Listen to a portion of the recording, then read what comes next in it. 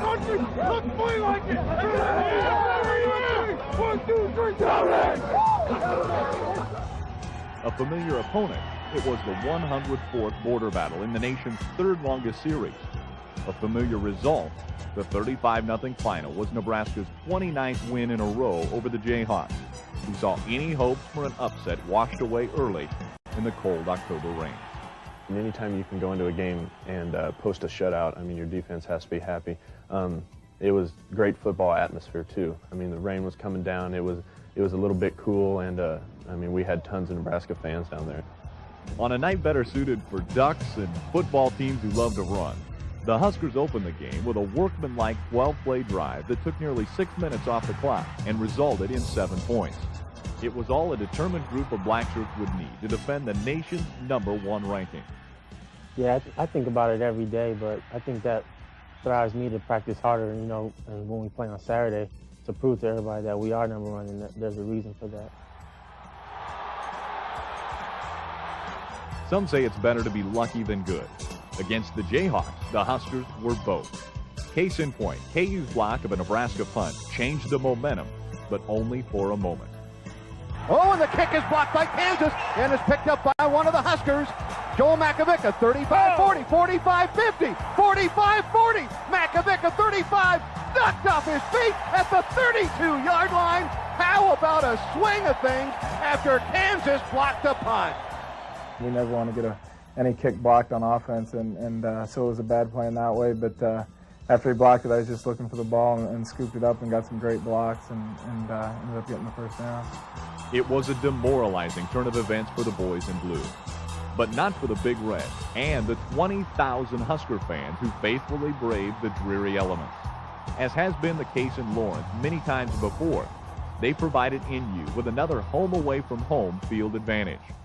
I've played down at Kansas twice since I've been here, and both times we had more fans than they did at the game. And I think that obviously that you can't say enough for our fans, and when we travel that well, it really helps us out as a team.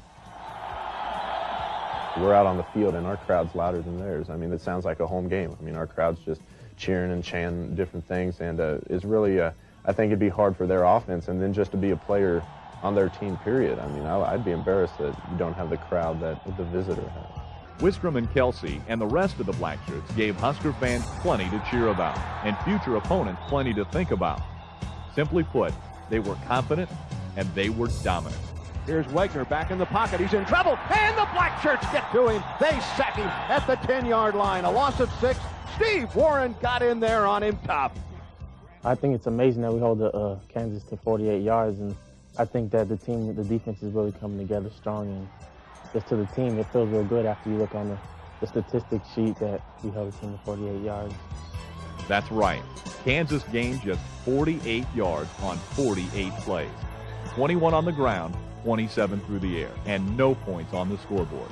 It was Nebraska's best defensive effort in more than 30 years and the 5th best all time. Meanwhile, the Husker offense was seemingly on cruise control. Leading 7-0 after the first quarter, NU struck again, and then again to kick off the second. Here is the quarterback keeper by Scott Frost. 20, 15, 10, 5. He's going to go all the way. Touchdown! Thanks in part to his 27-yard touchdown run, Frost joined Amon Green with a 100-yard night on the ground. While it took Scott 21 carries, it took Amon just 19 minutes of the first half to top the century mark. By then, there was no doubt.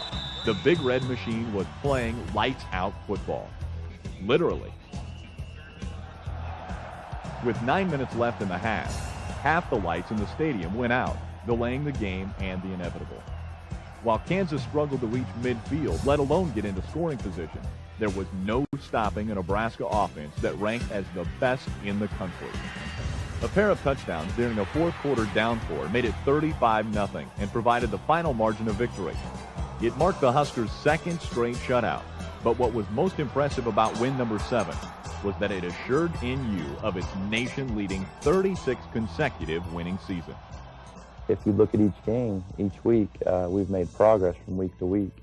And, if we want to play in a Big 12 championship and a national championship, that's something we're going to have to do. And, we're on the right path to be there at the end of the year.